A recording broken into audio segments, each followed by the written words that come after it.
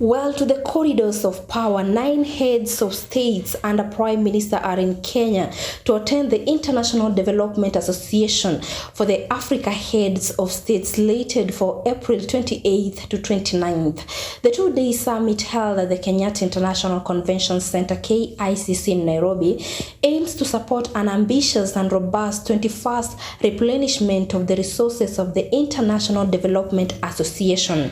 The Ministry of Foreign Affairs says that the resources are set to aid the continent in addressing development challenges in a sustainable manner, creating prosperous, inclusive, and sustainable economies. Take a look.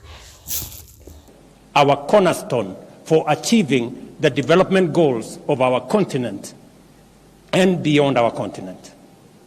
We convene at a critical juncture, facing a convergence of global crises. This includes escalating geopolitical tensions that challenge international unity, a deepening development and debt crisis that threatens our economic stability, and urgent climate emergencies that demand immediate and collective action for our planet's survival. Today, we gather here, Kenya and the broader East Africa region faces severe flooding that devastated communities, destroyed infrastructure, and disrupted our economies. Concurrently, Southern Africa confronts intensifying drought, affecting nations like Malawi, Zambia, and Zimbabwe. Just last year, the roles were reversed, highlighting our shared vulnerability to extreme weather patterns. As I speak to you in this podium, 10,000 people in Nairobi City are displaced by floods. That is the gravity of the situation. Only a year ago, we had a devastating drought on the other end. This new normal demands our immediate and united action to safeguard our collective future. This underscores the critical role of IDA for Africa Summit. As a cornerstone of financing for Africa, IDA has directed 75% of its total commitments, nearly $26 billion, to our continent in the last fiscal year, with African nations comprising 8 of IDA's top 10 borrowers. This support is not just financial. It is a lifeline for our development and also our stability. And your presence, personal presence, my friend Ajay Banga, in this meeting is a demonstration of the centrality of the discussions that will happen in this meeting and your personal commitment to this continent, which we appreciate. IDA stands out for its rapid and decisive action during crisis, distinguishing itself from other funding sources. Its demand-driven programs, combined with concessional loans of 40 to 50 years, empower borrowing nations to pursue sustainable long-term development strategies. And this is what we have been asking for. Long-term, concessionary. We now want to discuss in this meeting scale. That is the only aspect that is missing in this configuration. And as Ajay Banka said, 2 things are missing: scale and design. Make it simpler. Now, more than ever, long-term concessional financing is vital. As many Africans and other developing nations face severe debt crisis, this financial strain hampers our efforts to combat climate change, transition to low-carbon economy, and adequately fund essential sectors like education, health, and social protection. We have frequently discussed the financial challenges that restrict our economic capabilities and reduce our investment in resilience and growth.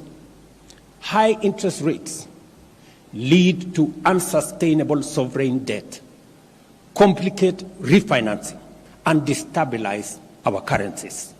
Additionally, the rising cost of living, increased commodity prices, and supply chain disruptions severely impacting our food security, healthcare systems, and overall preparedness for response to crisis. Last year, we brought to global attention that African nations pay interest rates up to 5 times higher than typical World Bank IBRD rates. This year, the situation has worsened. Developing countries are now net contributors to the global economy, contrary to expectations of receiving net inflows. Projections, for example, for 2024 show a net outflow of US dollars 74 billion from IDA countries like Kenya and others to donor nations, while net financial transfers to developing countries have plummeted from US dollars 225 billion in 2024 to now a low of US dollars 51 billion in 2022. Those statistics are glaring by any measure.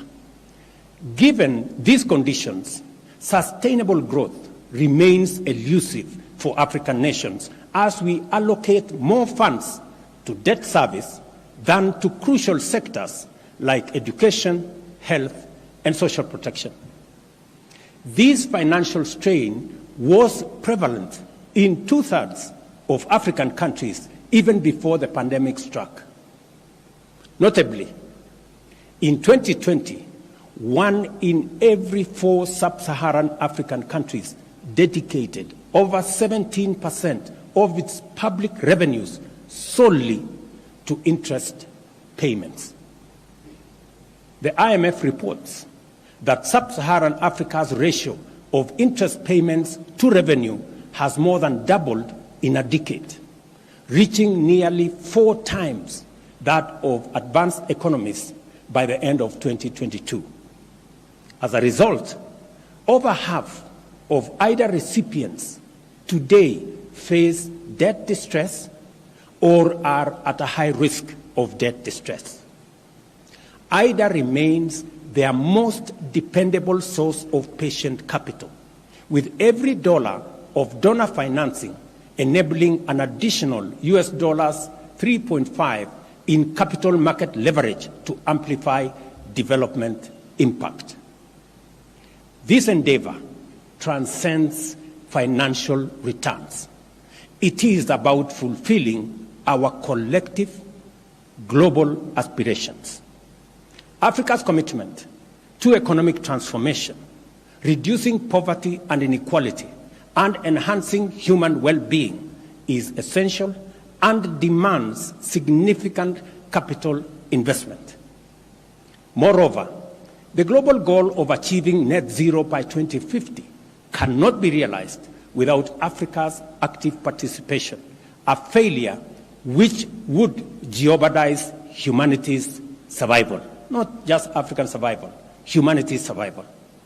It is imperative to understand with substantial investment in our vast energy resources, Africa can not only provide power to all its citizens, including the 600 million currently without access, but also significantly advance global decarbonization efforts. Let me say this broadly. If there was a case to be made for a win-win outcome, IDA is the best example, because everybody wins. The donors win, the recipients win.